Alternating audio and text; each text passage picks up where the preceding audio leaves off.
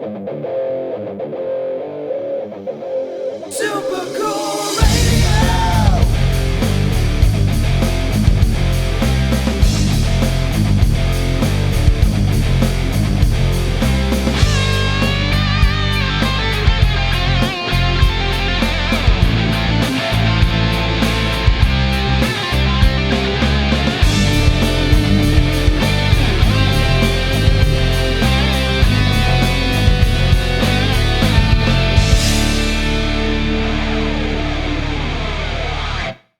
Hello, everyone. I am Matthew Thomas. This is Super Cool Radio. Listeners of every podcast I Love Is Dead should be familiar with this band with me at this time. Earlier this year, they released a brand new single entitled Mild Hearts. Please welcome indie rock duo from the ATL, Bellwether. Hey, guys. How's it going? Happy to be here. Thank you so much for hanging out with me here on Super Cool Radio. Very excited to chat with you. As I said in my intro, I really enjoyed your interview with my good friend Nolan of every podcast I Love Is Dead. So I'm definitely looking forward to chatting with you guys. Yeah, we're looking forward to it as well. Nolan's a great dude. Yeah, he's been super gracious to us and has played our music seemingly at every turn, and is just always super pumped to support people. And he's just, it's always great when somebody really loves music and really wants to help the little guy out, So.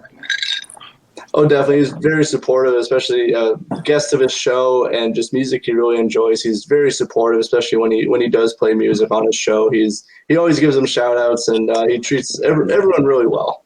Absolutely. Yeah, he's a good guy. We'd love to meet him eventually, but Canada and Atlanta are a little far away. So.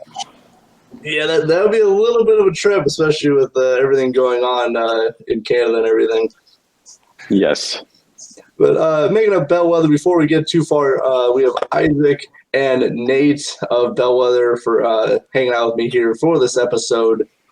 And kind of before we jump into everything, I want to start with kind of a very relevant topic, especially for you guys.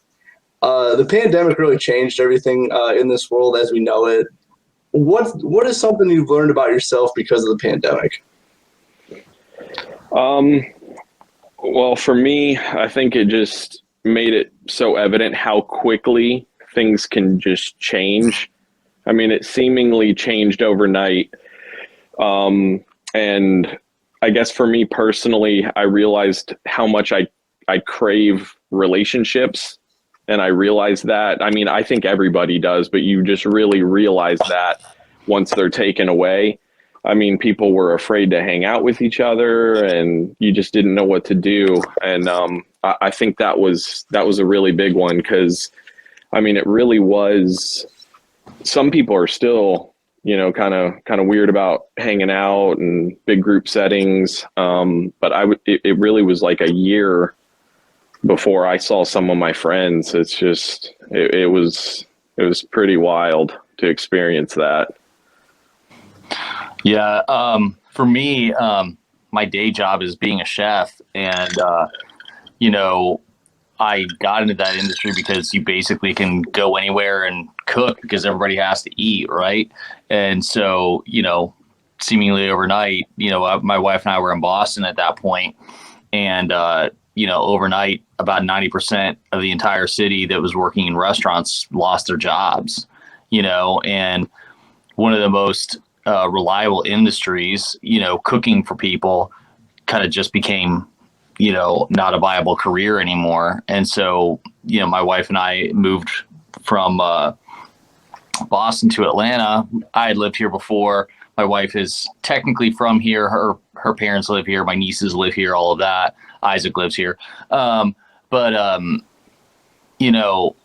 me, it was just one of those things where life just really just shifted really quickly. And it for me, in an industry that, generally relies on people working ridiculous hours, and then I found myself without work, it kind of rearranged my priorities and went, you know what, this really isn't as important as I thought it was. And climbing this ladder wasn't exactly as, important as I thought it was. And kind of like Isaac said, relationships kind of came to the forefront where you kind of go, man, I've missed out on a lot. And now, I do have the chance to kind of take a deep breath and say, all right, what am I, what's really important to me and what do I really want to pursue? So that was kind of the big, I guess, shift for me in my life in the last, year and a half to 2 years. And it's kind of just progressed from there. But yeah, so that's the biggest thing that shifted for me in my life. Yeah, definitely, especially food industry and entertainment industries really hit hard, from the pandemic, from working, every day or 6 days a week to pretty much working almost little to no hours. Obviously, affects everything. Especially, and Isaac said about the just the relationships and being with people, not being able to see people, on a normal schedule or a month or a year, or even later than that. It definitely changed a lot of stuff. I know for me, it was definitely changing my priorities, because my priorities was either like working, a job, and then like if I had free time, I would do my super cool radio stuff. And now it's like I kind of want to make my focus, my podcast, and to actually make grow that and to actually make it bigger and more established. Yeah, like I feel like there was so much bad with COVID, but it also brought Nate to Atlanta and it made this whole thing possible, which we probably never could have done. Yeah. Outside of this. So it's like we tried to make some good out of all the bad. And I feel like music, I mean, we both went through a lot of bad stuff in the last couple of years, and music really, really helped us through that. Yeah, it was definitely our savior for sure. Yes. I think it's almost everyone's to some degree. I know it's mine for sure. Definitely just listen to music, kind of escaping the real world for a little bit, all the issues going on in the world, and just listen to some great music and connecting with it. Yeah, it's definitely something that it unites people. It kind of unites people around a common purpose, and you can have absolutely nothing in common with the person standing to your left at a show, but you're there because you are there to see, a few bands, and every lyric, they know every lyric, and you can sing together, and you can, get into the show together, and it really just kind of, it bonds you to strangers that you may never have anything in common with or have any other reason to have a bond with, but you and 2 or 20,000 people can have that same connection point, and it's a really special thing. It definitely is. I made quite a few friends from going to different venues that I've traveled and have shows and stuff, and it's just so cool. And the next time in that area, that city, it's like, hey, you want to hang out before the show or something? Because again, it's that music. That's the one common thing that everyone there is there to see the bands on the stage. Yeah, exactly. So, and for you guys, before Bellwether, how did you guys get started as musicians? Because I do know you guys were in a band together, correct? Yeah, we were in a band together for almost a decade, maybe 8 or 9 years. But we actually really got started in 9th grade in Nate's basement. We started playing Green Day, MXPX, Nirvana covers. I had this little like $70 Ibanez guitar, and Nate had his Mapex drum set. But yeah, we did covers for a long time, and I mean, Nate's really just playing electric guitar with Nate and playing covers really, really kind of got the ball rolling, and the rest is kind of history. Yeah, we started in my basement, and then throughout high school we played in lots of different bands. For some reason, I mean, we're from a little small town in Ohio called Ashland. It's like an hour north of Columbus, an hour south of Cleveland. It's kind of in the middle of nowhere. We would go to shows in Cleveland, we would go to shows in Columbus, but we actually had we actually had quite a few really good musicians at our high school, and everybody just really just played with everybody. We'd have punk rock shows at the VFW, or in our buddy Matt's barn. In November, everybody's freezing their butts off, and we have electrical heaters that are shorting everything out. And just high school talent shows, just like the whole thing. And we had quite a few really good musicians that we all got along, and there wasn't really. Some people had an ego thing about it, but like most of the people that we played with didn't. And so like, we would play at church events. We would just play local shows, and a lot of us, it was just skateboarding and playing music. And so we just, it just ended up being something that was really kind of fertile for everybody, and everybody just kind of got to hang out and really just play good music. Some bands played covers, others played originals, but it was just kind of it was a cool little scene. I mean, it wasn't huge, but it was still extremely formative, Mm-hmm. And then Isaac and I played in a band here in Atlanta for like you said, about 8 or 9 years, and we got to do a lot of really, really great things. We got to do 2 EPs and a full-length record, and we got to tour, and we played with Angels and Airwaves and 4 Year Strong, and got to open up for a lot of bands. I had a pretty good following here, and it was kind of up until the end was really fun, and we got to do some things that I don't think Isaac and I ever thought that we would get to do in our lives from where we started. So, sure. Isaac and I, all told, we've probably been playing music together for almost 25 years. Yes. So, which is kind of crazy. It definitely is, and I know. I got a real quick thing I wanted to say, like a barn show in the Midwest sounds super Midwest. Yeah. Yes. We literally ran an electrical cord from our buddy's main house all the way out to the barn.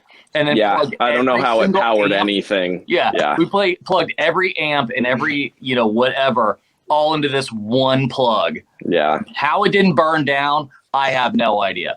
But that's what we did. There's so many fire hazards in just that one sentence. Yeah. Just with the sentence worth space it, heater. Totally worth it.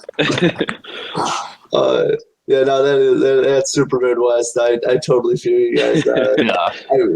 I would work on cars at my friend's house, and he would have like 3 kerosene heaters going on, just going on. And I'm surprised everything was fine. He had enough power, which is good, but it would smell like it was burning the whole time. Oh, so. yeah. Jeez. Yep. Yeah, that's crazy, man. But yeah, it was fun. We had some good times. Cutting our teeth. Just playing music together. And just again, everybody just showing up with their instruments. Some people were better than others. Some people, sucked pretty bad. Other people were, extremely proficient, but it didn't matter. We all showed up for a love of music, and that was enough. And I think that's kind of the way it should be with like a local scene, is everyone is supporting each other and encouraging each other to obviously play and have fun, because that's, to me, if you're not having fun doing music, there's not really too much of a point with it, because it should be fun. And I think that's how local scenes, wherever they are, should be operating. Yeah, absolutely. So, and obviously, from Ohio, obviously you guys are in Atlanta now. So what's kind of like the music scene in Atlanta now? Well, obviously, how about we say pre-pandemic first? I was going to say, because it's totally different. I would say, it was honestly, I would even say maybe 3 to 5 years pre-pandemic. I feel like it was at its peak. Maybe even longer ago than that. It's a great music scene back in the day. I feel like now, talking, I guess, currently post-pandemic, the bands that remain are the bands that kind of made it pre-pandemic. Like bands like Manchester Orchestra, where they've got an amazing following. They're amazing dudes, like super talented. But I feel like a lot of the smaller bands that may have been going in that direction, everything halted, and a lot of those bands just fizzled out. And I feel like the local scene I hope it's trending in the right direction. Nate and I haven't really been in it for a long time, so I don't really know what it's like. But it seems like it's not what it used to be. And I hope that that's going to change, and I hope it's heading in the right direction, but it's so hard to know. And I feel like the pandemic really just kind of, it did a number on music. And I know it's not just Atlanta, it's everywhere. That's kind of what happened with where I am in South Bend too, is that everything kind of just slowed down. There were shows, but now stuff's not happening. So like venues, they're not getting their revenue, so they're closing down, and bands are either falling, going on hiatus or disbanding or stuff. So I think that's kind of what's happened all across probably the world, honestly, with the way the pandemic hit. Yeah, I was like I said, we were in Boston, and before the pandemic, I mean, we were going to shows and everything was really, really great. And went and saw Manchester Orchestra in Worcester, Massachusetts, and we went and saw Hot Rod Circuit in Brighton, and all these different places, and the shows were really great. And then I think the first show that we went to once we got back to Atlanta, we went and saw Julian Baker at a venue here called Variety Playhouse.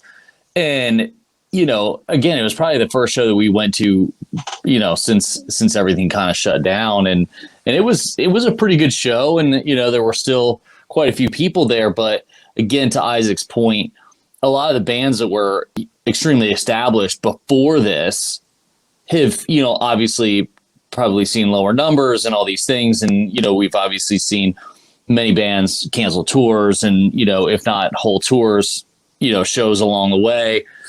And, I think it's the smaller bands that really have kind of struggled to kind of establish things, because we've played 3 shows. We've been technically, officially doing this since July, and we played 3 shows. And, again, it depends on what venue you're playing, what band you're playing with. There's a lot of factors that are involved, but like the show's been great. Don't get me wrong, and it's, as a beginning band, I mean, as many times as you're able to play live is to your benefit, because, you're learning to play live together. You're learning, how to do this project for other people.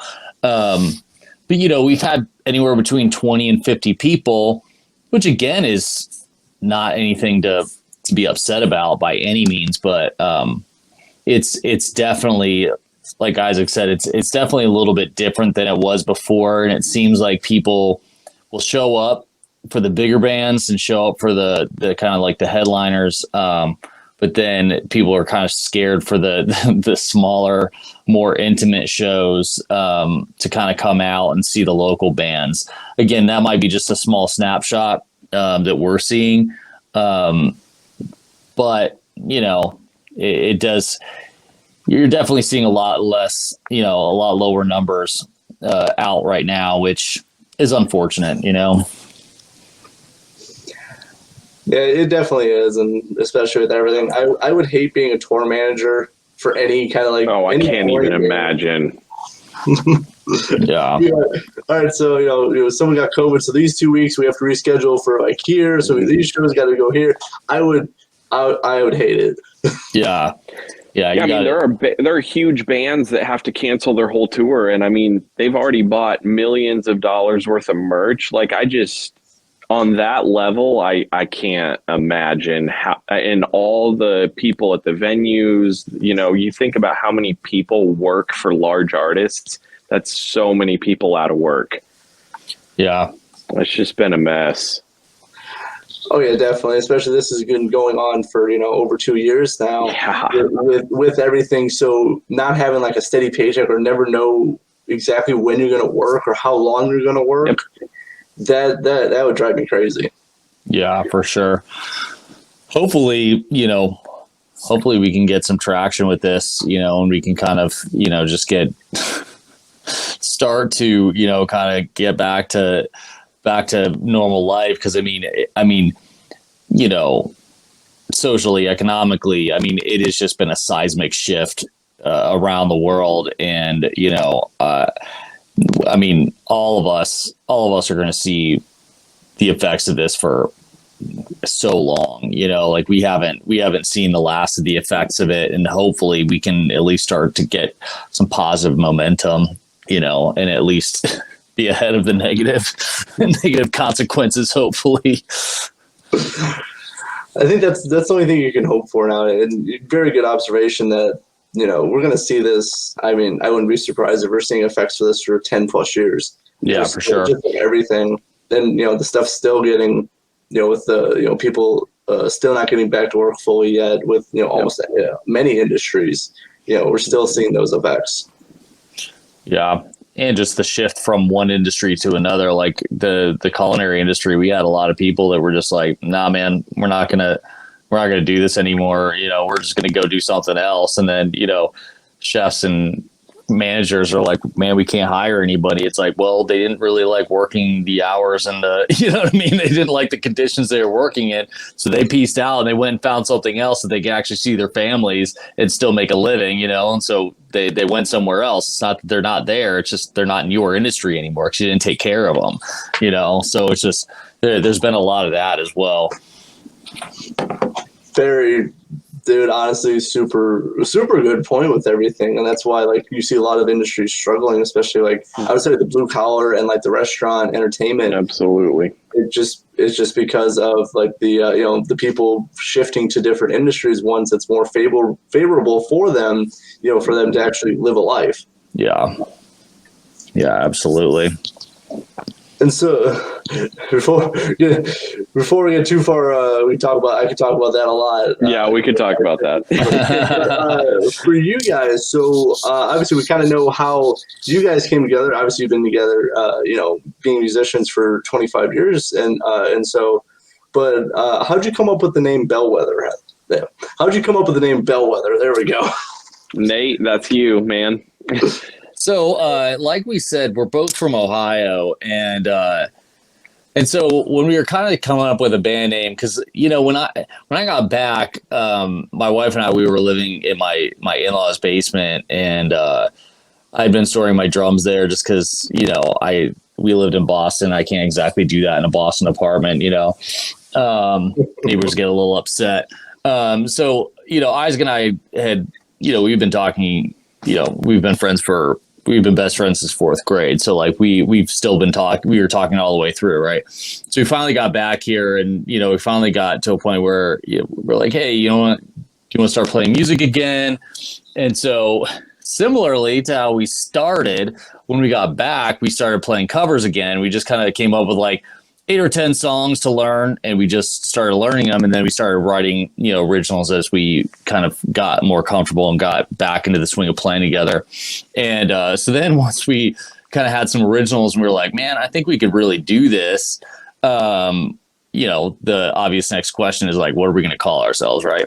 So I basically went on the internet and kind of just I was just kind of like looking at Ohio's history, to be honest. Like I literally went to the Ohio Wikipedia page and I was just like reading down through about Ohio and like all the different parts of it. And so we had kind of a few different options. And basically, as I was reading down through, it said that Ohio, in the political sense, is a bellwether state. It's like kind of a political term, right? So wherever Ohio goes in an election, usually, that's where the election goes. So like the term comes from back in the day, like sheep herders, they would have wherever there would be a sheep that was like the leader of the group, they would put a bell on it. And as the bell was ringing, the sheep would follow that bell. So again, it's like kind of like seeing where popular culture is going, or seeing where an election is going, or seeing where, kind of like a leader is going. So that kind of stuck with us a little bit. We had some other options. Station Hope was another one that we really liked, so we kind of adopted that because that was another name for Cleveland because it was one of the last northern stops on the Underground Railroad, and it became kind of a safe haven for people fleeing slavery. And so we thought that was, a really cool concept and a really cool name as well. So like anything that we generally post, it's either Station Hope Studios or Station Hope Records. And that's just kind of like our whole thing. Again, it's just like a lot of the stuff that we've done has just been pseudo Ohio themed, just because that's kind of our beginnings and kind of our history. And so Bellwether, we like the name, we like the sound of it, we like the look of it whenever we put it on, like a label or try to make merch or whatever. And, the last band we were in, the title of the band, it was a little confusing. It didn't really look great on things and people kind of thought it was weird. And we just kind of wanted something that was, short and something that we could really get behind and just sounded good, and so Bellwether just became something that we really liked, and it just kind of it really fit. I definitely like the nods to Ohio, obviously where you guys came from. I really like that, and looking up stuff on the internet so relatable to the stuff I do, and how I grew up with Super Cool Radio. So, but yeah, and all the nods and history to Ohio, I think is really awesome. Yeah, it's just like Nate said, we did Station Hope because that Station Hope and Bellwether were definitely the front runners, and then we kind of just adopted Station Hope into like our made up for now record label, but we'd love to potentially do something with it, but we're trying to put some things in place that if things do move forward that we can really kind of solidify and really kind of get behind that could eventually support what we're doing.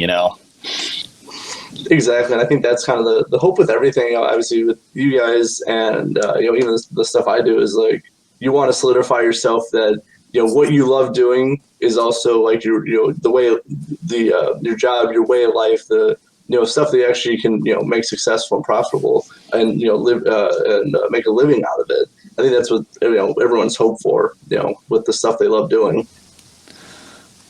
Yeah, and it's been really one of the things that's been really great, kind of the development of the music industry. Obviously there's good examples and bad examples of it, but like just the accessibility of being able to record at home and being able to, have, for you to be able to run a podcast from your house and have like a good microphone and a good setup and being able to, have platforms that are free or, cost very little for you to get your content out there. Like for musicians, DistroKid, I mean, the fact that it's free and you can just put yourself out there and have, one song on, 15 different platforms is unbelievable, and obviously there's crappy bands out there that are able to do that, but there's also really good bands out there that aren't able to spend the money to go into a studio and, do these things.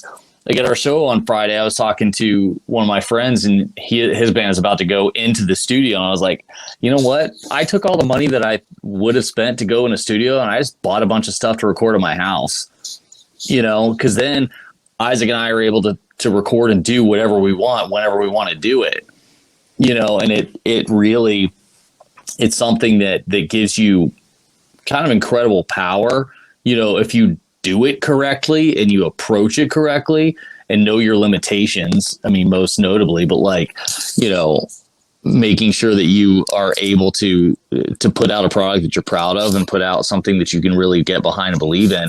But like just being able to do that is something that when we were playing in a band before, like we couldn't even dream of. I think the last time we went in the studio, I think we paid $10,000.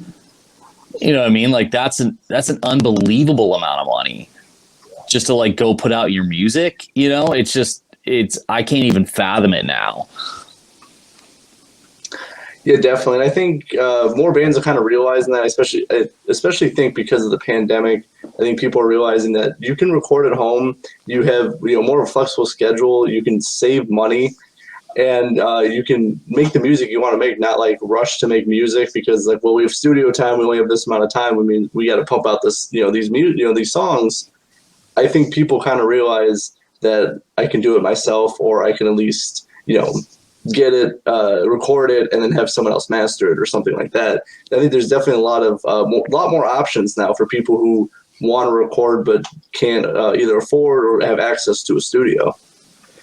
Yeah, me and Nate, kind of from the beginning of this band, I mean, it's still really young, but we kind of were just like, we started this for ourselves, and obviously it'd be great to have fans, but like, we're fine if we just play in Nate's house, just jam together and write music. Like, I'm happy just to do that.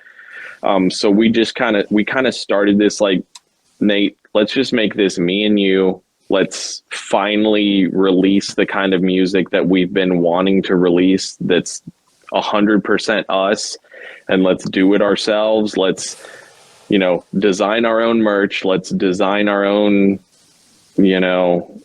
website. Just let's do it all ourselves, because we want to put out exactly who we are.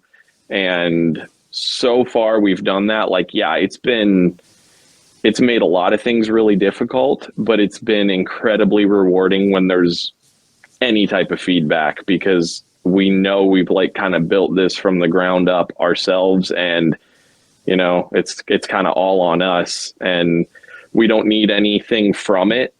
Like, everything we need from it, we're already getting, because I just needed to play music again with my best friend, and it's just been amazing.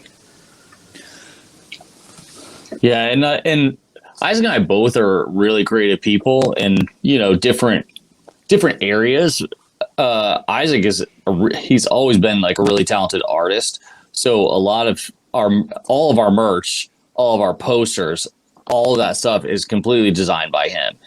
All basically the aesthetic that we have is all because of Isaac's vision and Isaac's thought process with it. And, and then when he and I come together, like I said, we've been playing music together for over 20 years, and I know how Isaac writes, he knows how I write, and we're able to really, sometimes it takes a little bit, but most of the time it's a pretty quick process when we're writing songs, because we've known each other for so long. We know each other so well personally and musically that like we really can just kind of fine tune things pretty quickly and really kind of just move through it. And then, we also kind of set out for ourselves to be extremely honest about what we're doing, whether it's lyrics, whether it's approach to a song, whether it's our approach with each other.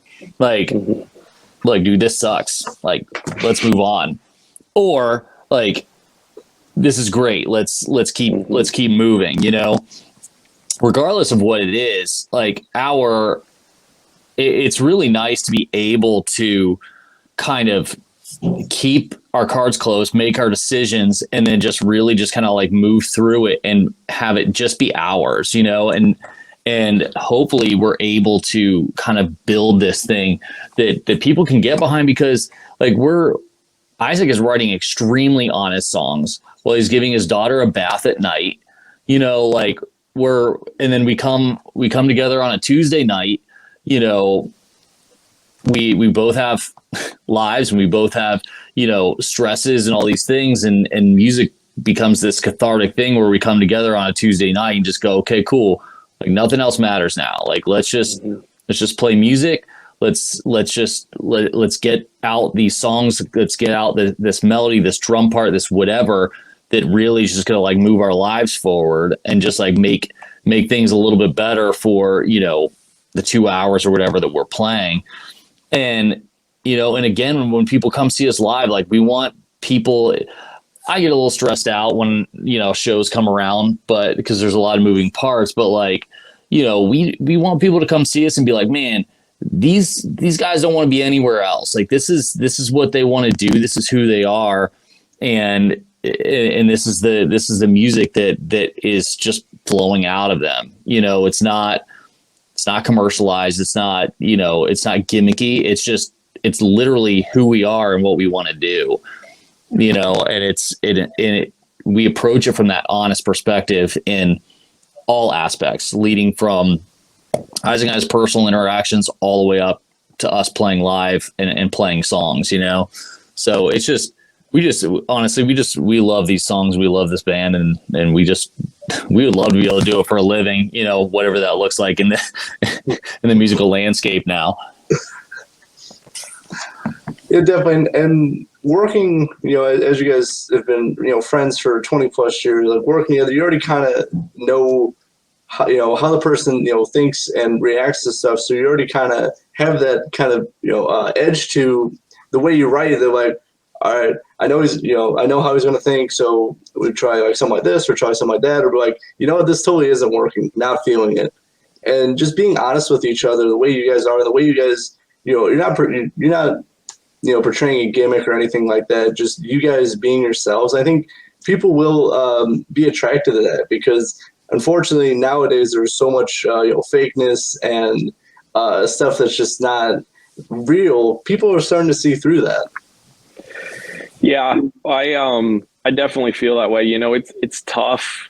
Like, you as a writer and as a musician, you totally like put your heart out there and you're being very vulnerable. And then, when there's 15 people at your show, you're like, it's hard to not take anything personally or at like negative feedback or, that's always what sticks with you. But it's hard to not be bitter as a musician. You hear what's on the radio, you see artists that just seem like they don't even care. It's more just like a job. But I do, like you said, it does seem like there's a little bit of a shift. And I think people are really starting to be drawn more to honest music and to actual, live music again, and bands that play their own instruments and write, real songs. So I'd like to think that we're headed that way, and hopefully we can, be a part of that train. It would be a dream.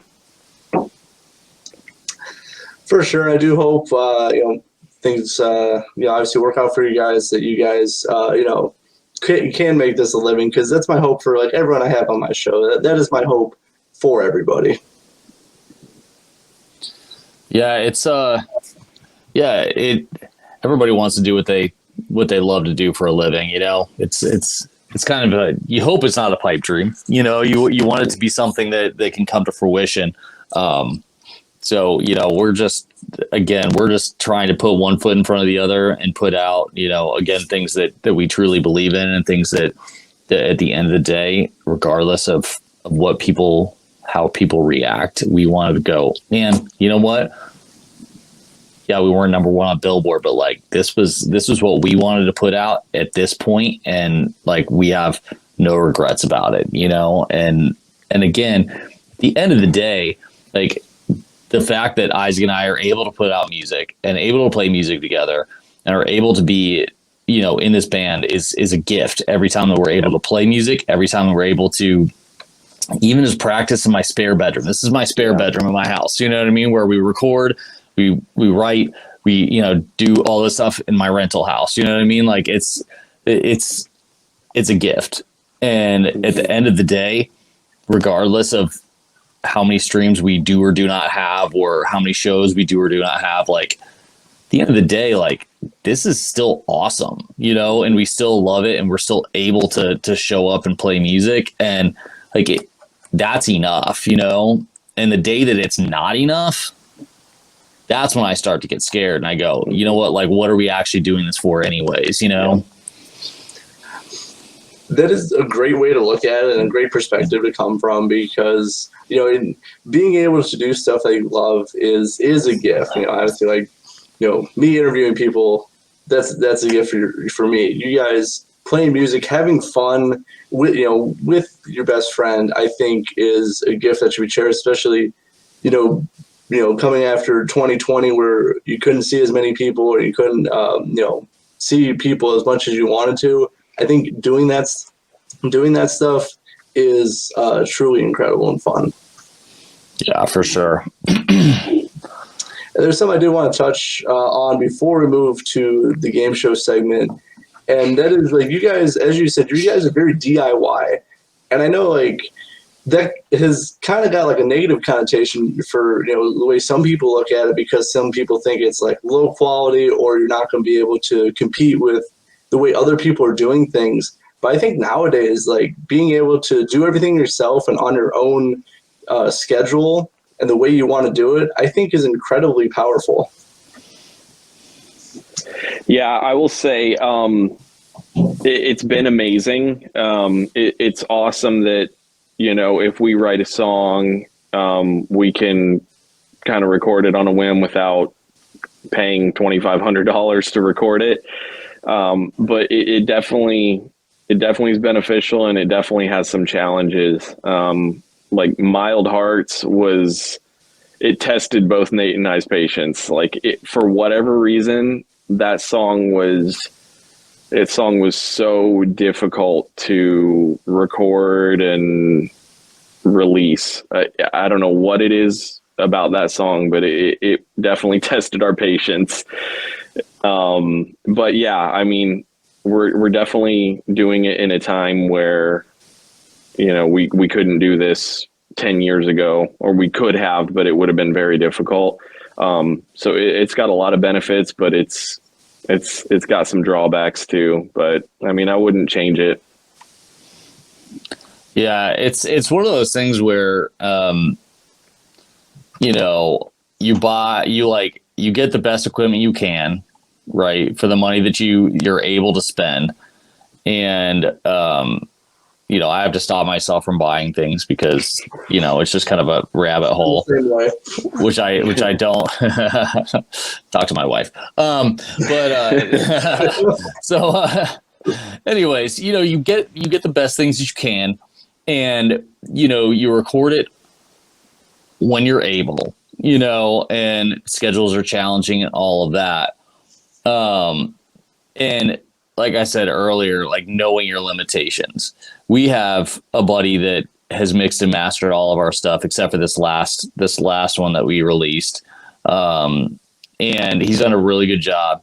And the mixing and mastering, you know, you have to have very specific equipment that's not very cheap, and, you know, all these different things. And so, like, that becomes something where you go, okay, cool, I can spend the $200 there, you know? And so you just, as long as you are savvy and smart about what you do, you know, you really can get it done. And for me, I watch so many YouTube videos. I read articles. I go through, and I I've got my setup here that I really like, and I just keep getting better as I go through, because, you know, you learn Pro Logic better, and you learn this miking technique, or you watch this person, they do this, and, you know, you kind of just learn it as you go through. And Isaac and I have actually kind of gotten to a point where we've gone through some trial and error, which has, you know, delayed things, which, you know, until you kind of like figure out your process, like, that's just natural.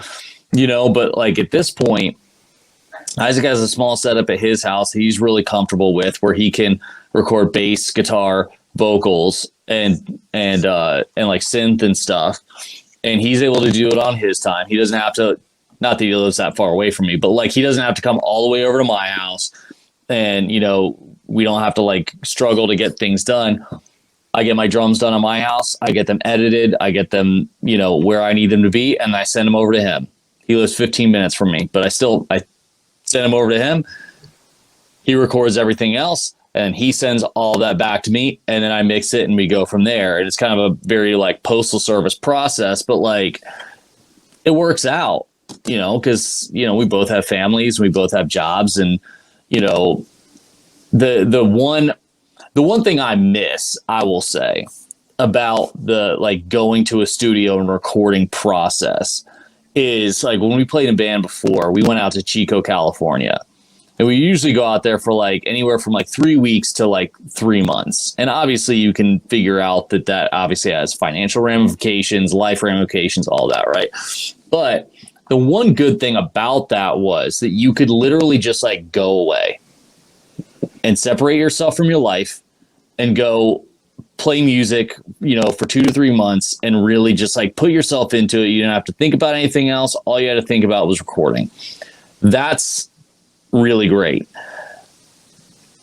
Coming back to what we do, it's like we're trying to get this done in the midst of everything that we do every day in life and, wives and children and like all these different things. And so like the concentration factor and like, things like that become a little bit of an issue. But like, again, I wouldn't change it for the world because I really enjoy the recording process and I really enjoy, learning more about it and all these things. But, there's obviously advantages and disadvantages to both. But, the power of being able to just like, for us to be able to write a song on a Monday and then go, hey, do you have 2 days off this week? Cool, let's get it done. You know what I mean? And be able to like get a song done, get it mixed and mastered. And like, if you have the time and the facility, like you can get it done in 3 days.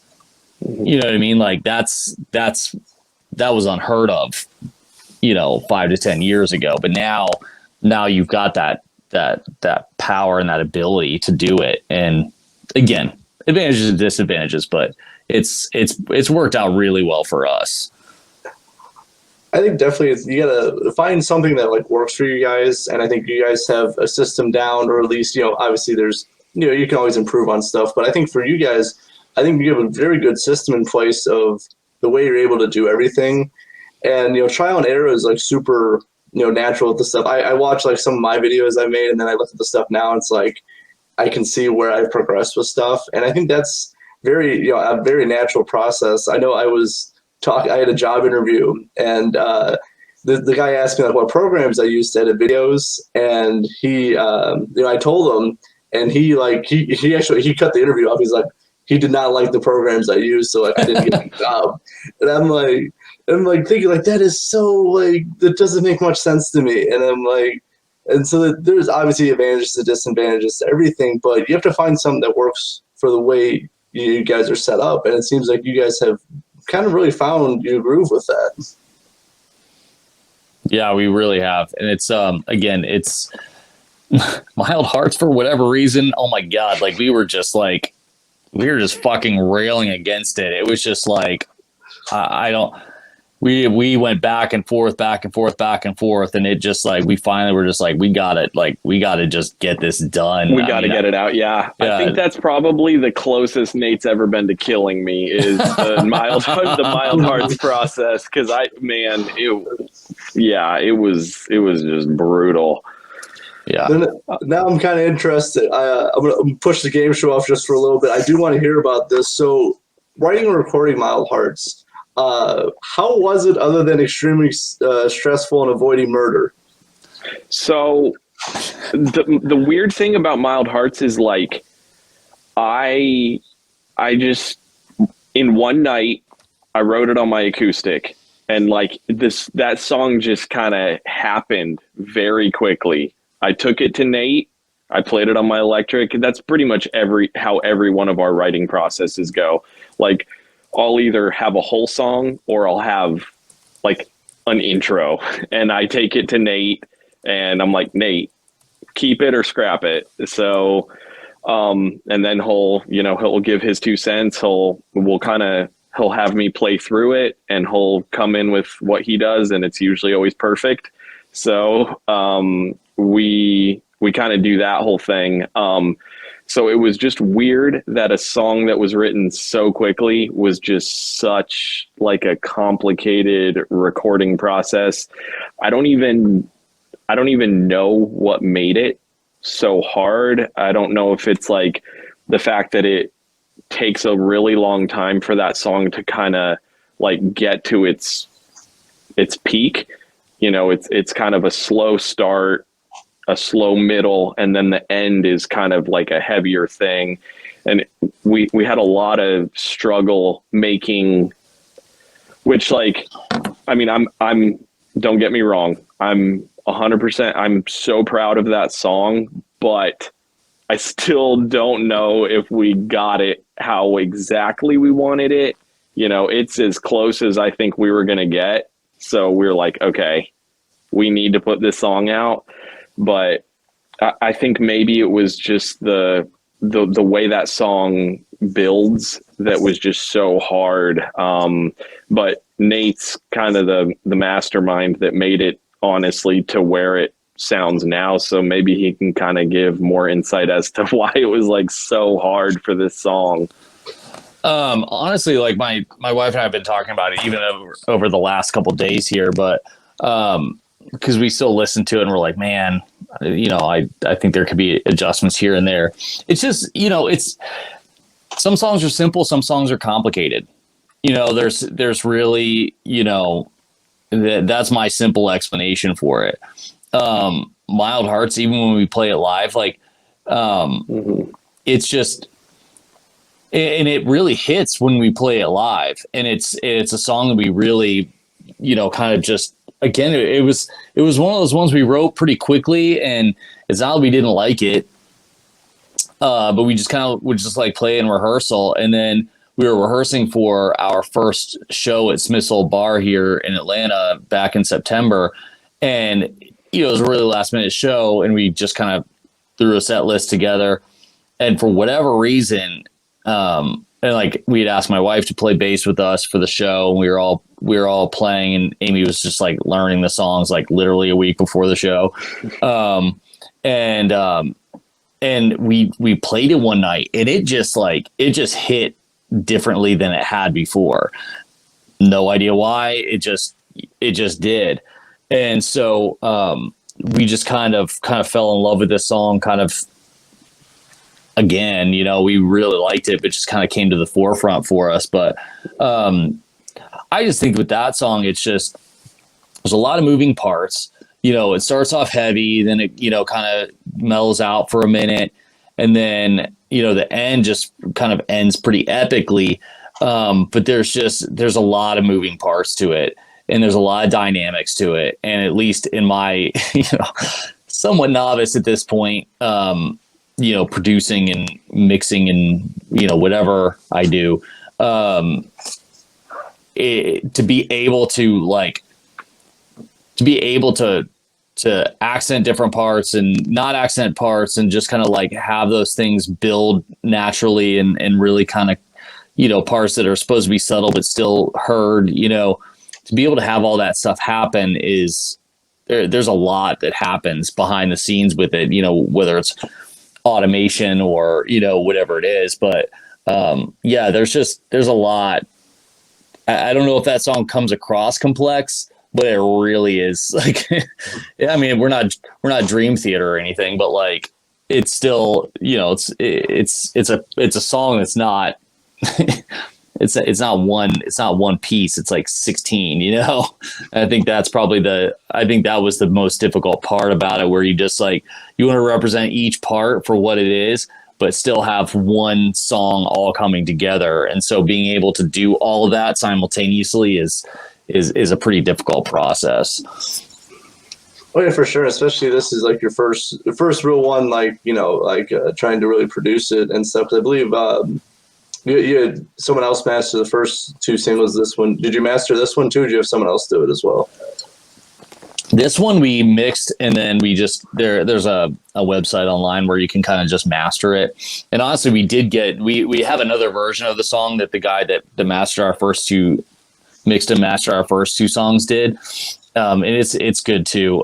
We just kind of liked ours was a little more raw than what his was at the end of it, you know, and you know, we I don't know, you kind of, as like an indie rock band, it's kind of like on the cusp of like heavier stuff, and like my wife and I and Isaac and I, we all listen to kind of the same bands coming up, and we you know, I don't know, there's something attractive about those old school records that they, you know, somebody recorded on $200 or whatever, and it's not perfect, and it's noisy, and it's, you know, all these different things, and you're like, man, I don't know, there's just still something in me that just gravitates towards that, you know, somewhat shitty recording that you're like, man, it's awesome, you know. So like sometimes with the mixes and masters that we get, like they're really polished and that's great, but sometimes that like grittiness is lost. And so sometimes we're kind of in a push and pull with that. And so we decided to go with the mix and master that we did this time, because it was a little grittier than the other one.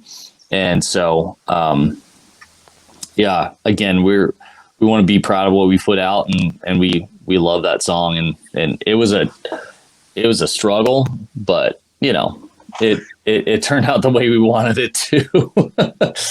Well, at the end of the day, as long as you're proud of what you've done and what you've put out, I think that's like the first goal with that. It should be if you're happy with it. If you're happy with it, then you can at least be proud of what you've done. And then if people really like it, people gravitate toward it, that's even better. But at first, you got to beat yourself first.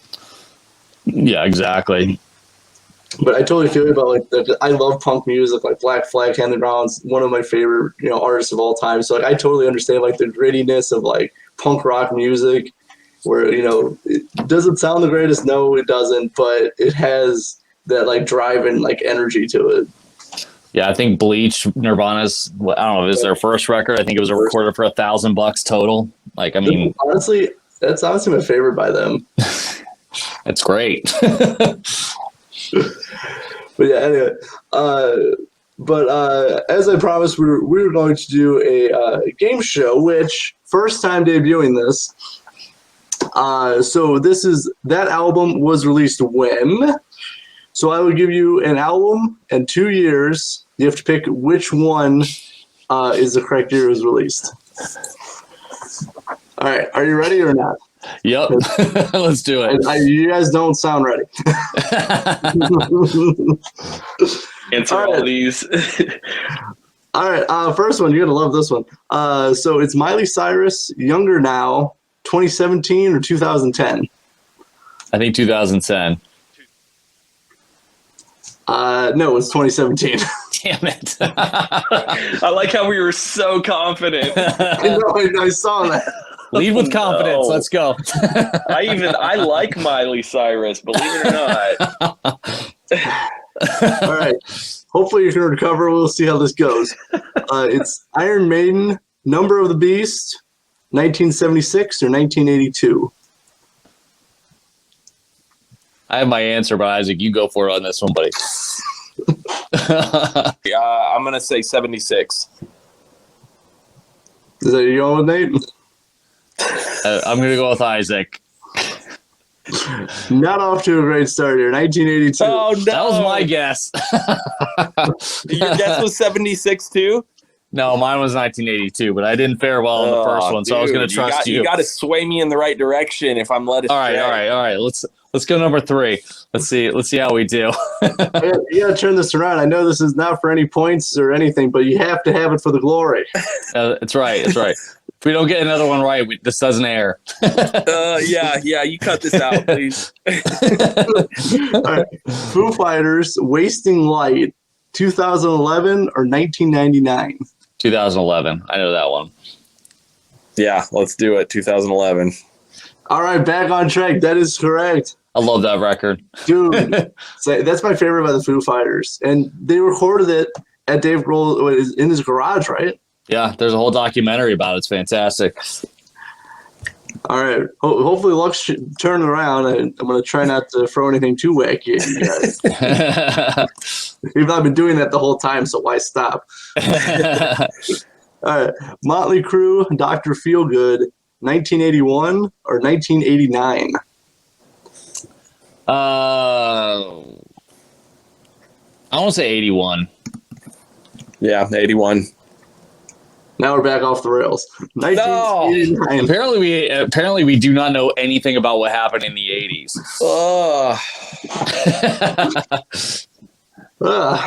I felt like that record came out a lot earlier than that. Wow. Anyway, we're disappointing Matthew right now. he's thinking about not airing this whole episode. Oh man! All right, we're just gonna keep going. I'm not gonna add anything. All right, White Zombie, Astro Creep 2000, either 1995 or 2000. Ooh, this is a tricky one, Isaac. I mean, the White Zombie, I would say 95. Because I feel like Rob Zombie was like solely into Rob Zombie by 2000. I know that because that's our high school. So Yeah, I'm gonna I go would with say 95 too. All right, you got the last question. Nice. Did we get 50% or we more No, around 40%? we're one under. 2 for 5. 2 for 5. 2 for 5. So yeah, Sorry, everybody. which 2 for 5 sounds like a great deal if you're going shopping at a store, not if you're Not great on a test. No. No. Not great Test in anxiety. trivia. Yeah. You come in Hashtag last test place anxiety. in trivia. Well, I'm just gonna burn that and pretend this didn't happen. That would be the Super Cool Radio Lost Media Gallery. There you go. There you go. We did not get the gift card at the bar at the end of this trivia rally. No, you didn't even get 2 tickets to the comedy night. I need to brush up on my music history. I tried to pick some iconic albums too. Yeah, sorry. I didn't want to go with like some obscure band like I don't know, like Rainbow or something, like some super obscure. I tried to leave with something. We do know a lot about music, just maybe not years that it came out.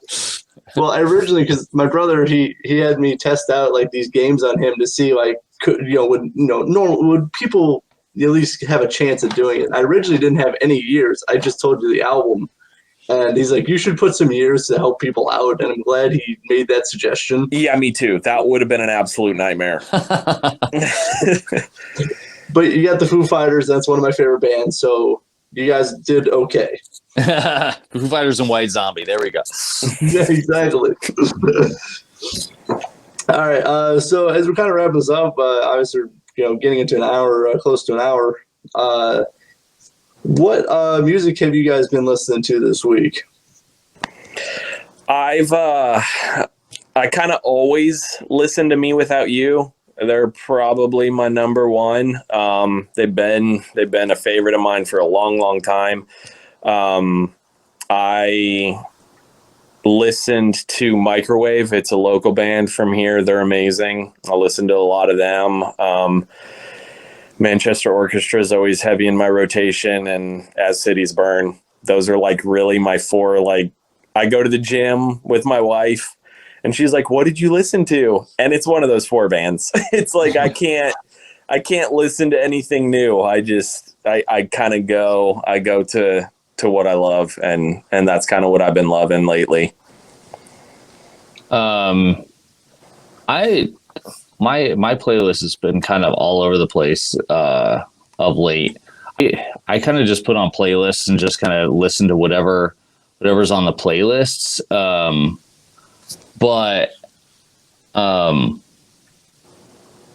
a local band in Atlanta just put out a couple new singles called All Get Out. They've been around for a long time. Like, we used to play with them in our old band.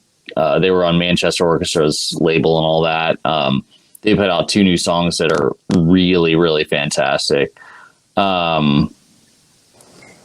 Yeah, Jimmy Eat World is honestly always in my rotation. Not the record that everybody knows, but they have their last 4 or 5 records have just been absolutely fantastic. But I've been listening to their Stay on My Side Tonight EP a lot lately. It was just it was 3 songs, a cover of Elliott Smith and a remix of one of their songs. It was literally just five songs, and it's some of the best music that I have really ever, recording wise, just everything. And then honestly, I've been listening to a lot of like early 90s, just like grunge stuff lately, just kind of like, Bush and Alice in Chains and, just kind of like some old school stuff. Again, I generally just put on like a Spotify playlist when I'm on my way to work and just kind of enjoy it. But yeah, there's been a few newer songs that I've really liked. This band out of LA called Takers Leavers, that they put out 3 songs called Act 1, Act 2, Act 3, that are really freaking fantastic. They're just, the songs just kill. And then, yeah, those are kind of the bands I've really kind of, and I listen to Me Without You a lot. I listen to Manchester Orchestra a lot. The last Circa Survive, actually, they put out an EP last year, the year before. It's 4 or 5 songs. It's called A Dream About Death EP. It's really fantastic. So I've been kind of all over the place with music, but yeah, those are the things I've been gravitating towards lately. Well, I do know some of those bands. Some of the bands, I think you gave me some really good music suggestions.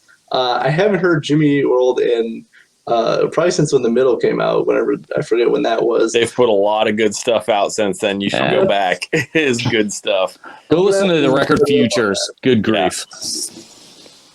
Yeah, the record Futures. I actually sent it to Nolan because we mentioned Jimmy Eat World on I'm sure you heard it. We mentioned Jimmy Eat World on our podcast with him, and he was like, "Man, I haven't listened to them, since Bleed American came out." And I think I'm both like, "You really need to go revisit that band." And then so literally maybe a minute and a half after we were off the podcast, I sent him the song 23 from their record Futures. It's like a 7.5 minute song, but it is, oh my God, it is like one of the best songs I've ever heard in my life. So that's just homework, maybe. I don't know, but it's a really our great homework record. is brushing up on music history. And album releases. Yes, Yeah, album release exactly. dates. And the funny thing is, I gave you a ton of options for game shows, and you guys picked that one. Yeah, Yes, we did. that's solely my fault, Nate. Sorry about that. Should have gone with Alice Cooper history. I might have actually. Yeah, you probably would have killed that. It was multiple choice. It was, you'd have a 33 and a third chance for each question. Yeah. So One of my favorite songs I ever learned how to play on drums, like in my classic rock, upbringing, was "Billion Dollar Babies" by yes, Alice Cooper.